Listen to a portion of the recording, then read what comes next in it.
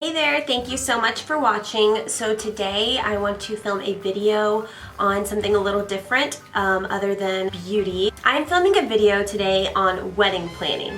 So this is something that's related to my life right now. If you don't know, I have been engaged since September of 2016. Yeah, it's been that long.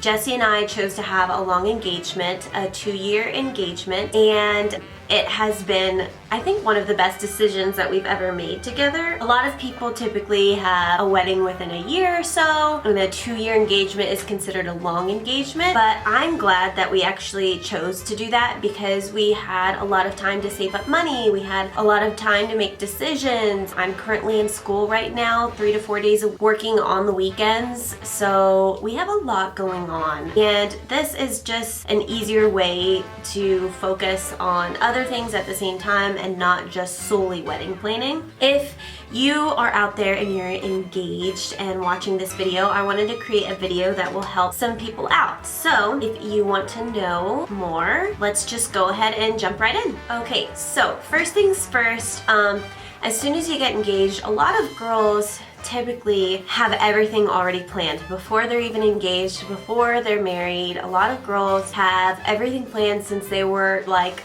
little girls and they've dreamed of getting married, and this is like their absolute #1 dream. So for me as a little girl, I didn't always have everything planned. Like, I didn't have my colors picked out. I didn't know exactly where I was getting married. I didn't know what dress I wanted. I didn't know, all the little details that a lot of girls know already. I didn't, which sometimes I wish I did, but at the same time, things change, styles change. There's things that are on trend one year and things that are off trend the next. So I'm going to show you actually a couple of books that has helped me a lot, that I've looked up other YouTubers using, and I found these online.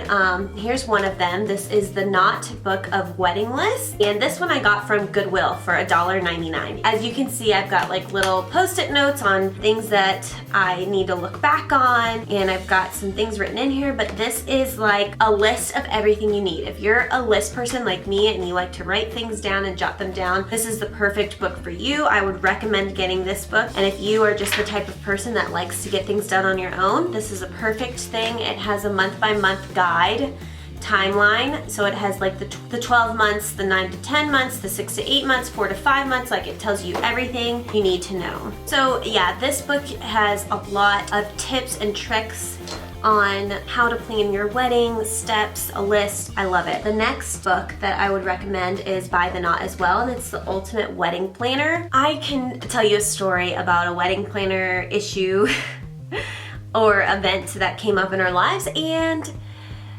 all I can say is if you can do it on your own, you don't need a wedding planner. Like, there's so many things that you can do on your own, and having a wedding planner is helpful, but if you can do it on your own and save that money, it would be awesome. But this is another, instead of a list, it'll tell you exactly like little things like your wedding guest worksheet, and it gives you like the top wedding budget list tips, and it tells you like your budget estimate and all of that stuff. Like, it gives you every little detail. I mean, honestly, planning a wedding is a job itself. I'm not kidding. Like, you have to plan every little thing, and like, it's hard to explain, but a lot of people say, oh, planning a wedding is so stressful. It really is, because you just have to remember everyone that you're inviting. You have to pay for a lot of different things. So you're putting money out here, putting money out here, here. You've got to remember all the things for a wedding that needs to be paid for, and just there's all a bunch of little things that add up. So one tip there is just taking it one step at a time, trying not to stress out. Remember that, I know everyone says this, but remember that this is a special date for you and your future husband, and that it's just gonna be all about the love and the romance and the beginning of becoming one as a couple. So just keep that in mind. Next thing I bought is this amazing, huge wedding planner book list. I'm like a huge planner. I like to plan way ahead so I'm not frazzled and stressed out when it comes closer to like the date. So if you look here, this is like, you write your name and everything, and then it says our vision, and then it says the basics, you know, the guest list. It tells you like the tips on who and when you're gonna have your photographer. This one's upside down. It shows you your vendor contact form, so you can write in your vendor where you're having your ceremony reception, your stationery, etc. Videography, all of these things. It tells you to ask questions for your videography. Do you have my date available? What is your signature style? What are your fees? What's the payment schedule? As many books and wedding planners as you can get, I would recommend it. And then also, I got some brides magazines, and these are really helpful for what's in style, what's new. It can give you some inspiration on like what florals you want to use and all that. And then last but not least, I have this book, which is all about the dress by Randy Finoli, and I got it off of Amazon, I think. Yeah, and it was probably under $15. But it tells you what to bring to your fitting, your accessories, your appointments, what you need to do at your appointment, the styles of dresses, you know, how it's gonna fit on your arms and sleeves, and the different necklines and the different like types of gowns, like if it's a silhouette, a front line, a neckline, a back line, all that good stuff. So those are the wedding planners and books that I am using right now. So the first thing that is recommended whenever you get engaged and you start your planning is finding out your budget. You need to find out your budget, and I know that's so stressful and it's like, what? I already have to think about money? But that's how a wedding goes. Like the only way to have a wedding is by paying money and spending money. So the average American wedding costs around $31,213. That's how much a lot of weddings are nowadays. And personally, whenever Jesse and I found that out, we were like, what? That could be like a down payment on a house, you know? We're renting right now, and that's like one of our goals. We thought about it and we were like, do we really want to spend that much money just for one night? And yes, it's our special night and everything, but Jesse and I would rather prefer putting that money down for a down payment on a house. So we had a budget and we were like, okay, this is how much we're gonna spend on a wedding, and we're gonna not go over that. So you can still have a beautiful wedding for $15,000 or $10,000 or even $8,000. But there's just little things that you would just have to cut out. Like maybe you don't have a cake, maybe you don't have real flowers at your wedding. You can have fake flowers and buy them from Hobby Lobby or Michael's for centerpieces. Maybe you don't have an expensive dress. Like find out what is most important to you first. So find out, do you want to spend more money on the dress or do you want to spend more money on the flowers? So that would be thinking, okay, do I want to spend more money on how the wedding looks all together, or do I want to spend more money on how I feel in the dress? Or, you know, when it comes to food or a photographer, does the photographer, is that going to be something that I invest more money in, or the food?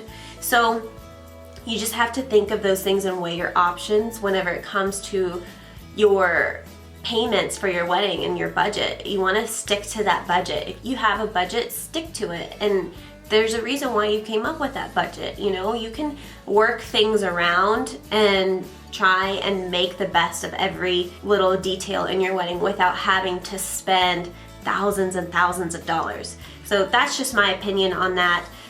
So the first thing you want to do is definitely find out your budget, and whether that's you saving up your own money or you're getting help from family members, just figure out your budget.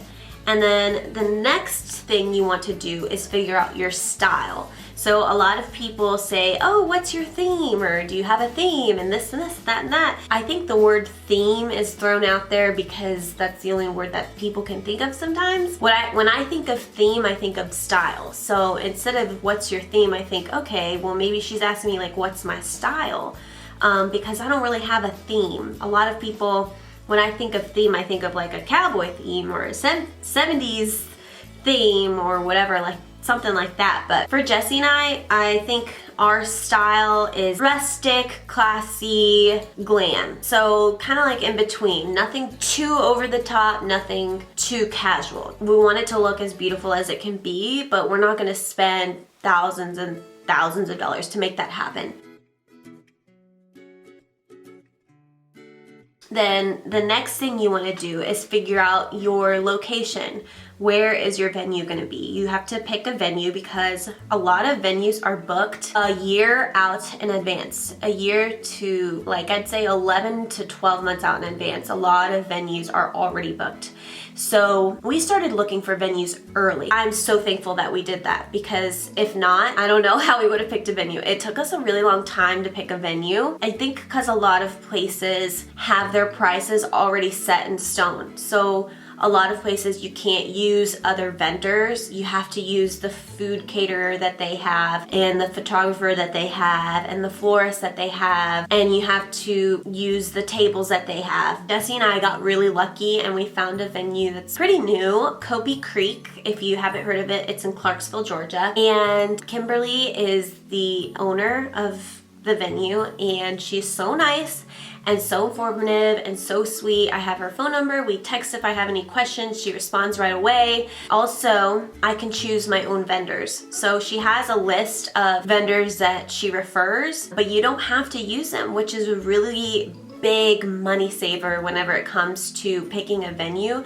If you can have a venue where you can pick your own vendors, that's a huge money saver. You don't have to have like this one caterer that's $40 a head per person that comes. You can find maybe a caterer that's $15 per head, and that saves you a lot of money. So if you can pick a venue where you can pick your own vendors, that's a really big tip that I could give you. When it comes to picking your venue, you have to think of your location. Where are you going to have your wedding? Are you going to have it, if your fiance is from Minnesota, are you going to have it in Minnesota? Or are you going to have it here in Georgia where you guys live? Are you guys going to elope? Are you going to have a destination wedding? Jesse and I thought of all of those things, and we finally decided obviously on staying here where we were raised. But yeah, it's hard to figure out what you want. You just have to try and cooperate with each other and figure things out, and a lot of people are going to give you their opinions, and a lot of people are going to want to try and decide things for you, but ultimately it's down to you and your fiance's decision. And don't let anyone alter your decision, and just think this is y'all's day and be happy about it. So that's another tip on finding a venue, is looking up reviews online. So I would recommend going on The Knot. I mean, that website has helped me so much whenever it comes to finding vendors, finding a venue, little articles that they have on like asking your bridesmaids to be your bridesmaid in your wedding, and just like issues that would come up. There's articles on like, what do you do whenever your florist doesn't show up or something like that. It's just really helpful. And then, so yeah, go look for reviews on The Knot. Go on their personal website and look at those reviews. Go on Facebook and look for reviews. Go on Instagram and look for reviews. Any little outlet that could have reviews, look for it, because that's where the truth is. When you really research and dig deep into that company and finding out about that venue and finding out from friends or word of mouth, or if you know a friend that got married there, look at their photos and see how they decorated things and see if they really enjoyed it. So also, a lot of people have their email on the website for the venues, so I would definitely recommend emailing them and asking all of the questions that you need to ask in email before you go and visit. The only time you should ever go and visit a venue is if you absolutely think that this might be one of the for sure places that you will get married. So maybe write out a list of the top 3 venues that you like, you really researched into, and that you really want to go visit and see in person. It's within your budget, the food pricing is within your budget, the florist. Make sure you get all of that information before you go visit the venue, because I will tell you, Jesse and I probably visited about 6-7 venues all here in Georgia, and they were like 2 hours away each. A lot of them were really far, and we spent like the whole day going and looking at these venues, and it was kind of a waste of time because we didn't know how much it was. So if you can find out pricing and get a little package through email, then that's a really great way on saving your time. You're saving your emotions. Like, you don't have to build up emotions thinking like, oh, this could be the place, and then find out it's way out of your price range. So find out those things before you visit the venue, because you will either be wasting your time and money and gas, and no one wants that. So also when you go visit the venue, make sure you bring a list of questions, bring your planner, bring anything that you have that maybe, you know, you have pictures of your wedding and what it would look like, because they're gonna ask you like, what type of style you'll want, or how many guests do you think you'll have. Make sure you have those questions ready to be answered, and make sure that you have a list of questions for them, because they, you know, they may not answer every question that you have. And a lot of those books that I recommended, they have a list of questions that you would ask your vendor, which is so helpful. And don't feel bad for asking questions. Like, this is something that you're investing in, and they want you as a customer, and this is all for you and your wedding day. So, and it's your money, and you can spend it however you want, whether you like this place and you liked the vibes that you got there or not. Yeah, bring a list of questions, bring your books, bring your planner. Have yourself prepared. Make a list of the top 3 places that you want to go and email them first. Talk to them over the phone before anything. And then if you can go visit and look at the place, because a lot of places look completely different than the pictures that they do online. That's another tip that I have. Definitely visit the place if you think that this place might for sure be it, because maybe from the angles that they take online, the pictures that they have, it may look like a larger space, but in reality it's a small space. Or it may look really fresh and pretty online and new, but really when you go in person it's plastic silverware, or just things that you didn't think it was like. Some pictures may be deceiving, so going to the venue does help a lot. But yeah, I hope this video helped you guys out a little bit whenever it comes to picking a venue and like starting off wedding planning. The first things that you need to do. Definitely feel like I'm like getting the hang of things now. Finally, we're a little under 10 months out, so we've got some time left and we've got some stuff done. And yeah, so I hope you guys enjoyed this video. I hope it's really helpful to you. I'm sorry if I was rambling on. It's hard for me to do just like chit chat videos and not sound like super monotone or rambly.